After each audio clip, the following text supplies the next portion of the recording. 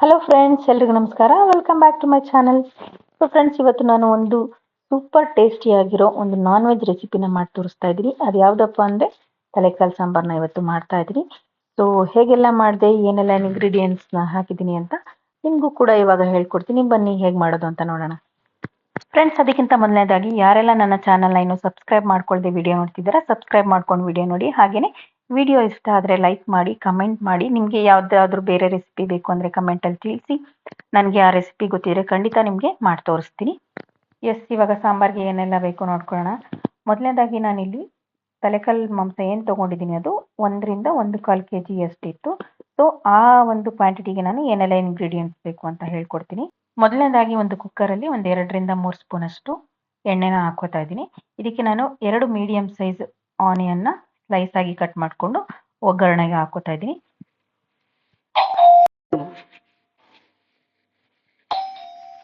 ಇದನ್ನು ಸ್ವಲ್ಪ ಚೆನ್ನಾಗಿ ಫ್ರೈ ಮಾಡಿಕೊಂಡು ಇದಕ್ಕೆ ನಾವು ಸ್ವಲ್ಪ ಒಂದು ಅರ್ಧ ಟೇಬಲ್ ಸ್ಪೂನ್ ಅಷ್ಟು ಅರಿಶಿನ ಪುಡಿನ ಹಾಕೋತೀನಿ.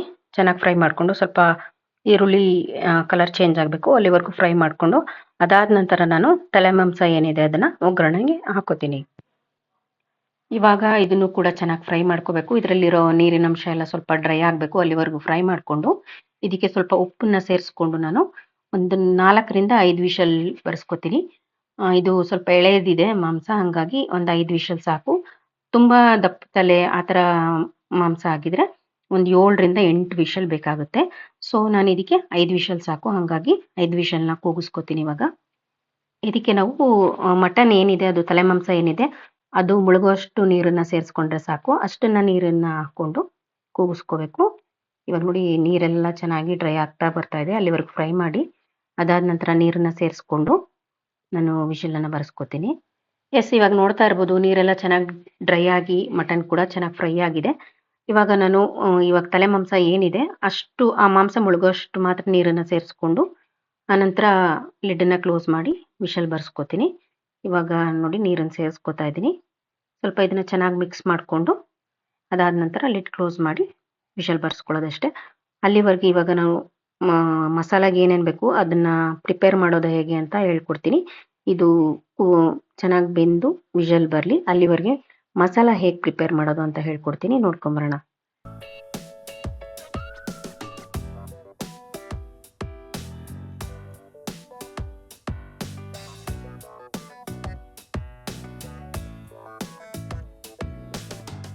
ಮೊದಲನೇದಾಗಿ ನಾನಿಲ್ಲಿ ಒಂದು ಮಿಕ್ಸರ್ ಜಾರಿಗೆ 1 ಬೌಲ್ನಷ್ಟು ತೆಂಗಿನಕಾಯಿ ತೊಗೋತಾ ಇದ್ದೀನಿ. ನಿಮಗೆ ಸಾಂಬಾರು ಎಷ್ಟು ಬೇಕು ಅಷ್ಟು ತೆಂಗಿನಕಾಯಿನ ಸೇರಿಸ್ಕೋಬೋದು.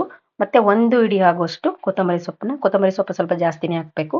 ಕೊತ್ತಂಬರಿ ಸೊಪ್ಪು ಹಾಗೆಯೇ ಒಂದು ದಪ್ಪದಾಗಿರೋಂಥ ಈರುಳ್ಳಿನ ಕಟ್ ಮಾಡಿ ಸ್ಲೈಸ್ ಮಾಡ್ಕೊಂಡು ಹಾಕಿದ್ದೀನಿ.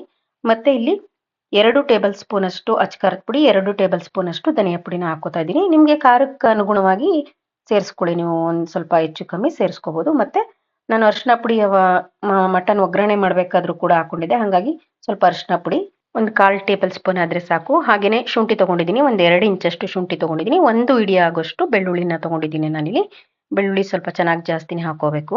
ಹಾಗೆಯೇ ಒಂದು 4 ಪೀಸ್ ಚಕ್ಕೆ, ಒಂದು 10-15 ಲವಂಗ ಹಾಕೊಂಡಿದ್ದೀನಿ. ಇದಕ್ಕೆ ಸ್ವಲ್ಪ ನೀರನ್ನು ಸೇರಿಸ್ಕೊಂಡು ಇವಾಗ ಮಸಾಲಾನ ರುಬ್ಕೊಂಡು ಬರ್ತೀನಿ. ಅದಾದ ನಂತರ ಇದನ್ನೆಲ್ಲ ರುಬ್ಕೊಂಡಾದ್ಮೇಲೆ ಕೊನೆಯದಾಗಿ ನಾನು ಒಂದು ದಪ್ಪದಾದಂಥ ಮೀಡಿಯಂ ಸೈಜ್ ಟೊಮೊಟೊನ ಒಂದೇ ಒಂದು ಹಾಕ್ತಾ ಇದ್ದೀನಿ. ಇದನ್ನ ಕೂಡ ಸೇರಿಸ್ಕೊಂಡು ಮಸಾಲಾನ ರುಬ್ಕೋಬೇಕು.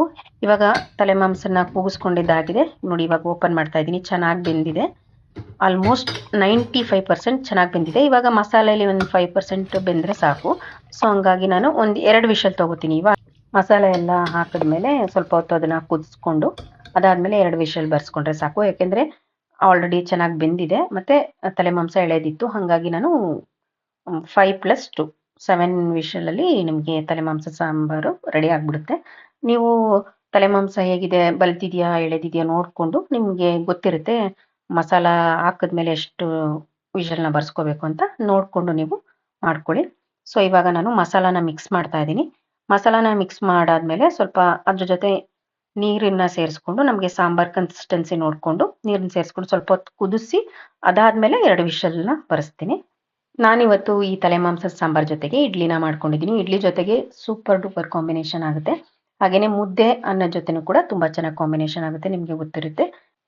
ಸೊ ಫ್ರೆಂಡ್ಸ್ ನೋಡ್ತಾ ಇರ್ಬೋದು ಸಾಂಬಾರದು ಕನ್ಸಿಸ್ಟೆನ್ಸಿ ನಾನು ಈ ಥರ ಮಾಡ್ಕೊಂಡಿದ್ದೀನಿ. ಇಷ್ಟು ನೀರನ್ನು ಸೇರಿಸ್ಕೊಂಡು ಸಾಂಬಾರನ್ನು ಪ್ರಿಪೇರ್ ಮಾಡ್ತಾ ಇದ್ದೀನಿ.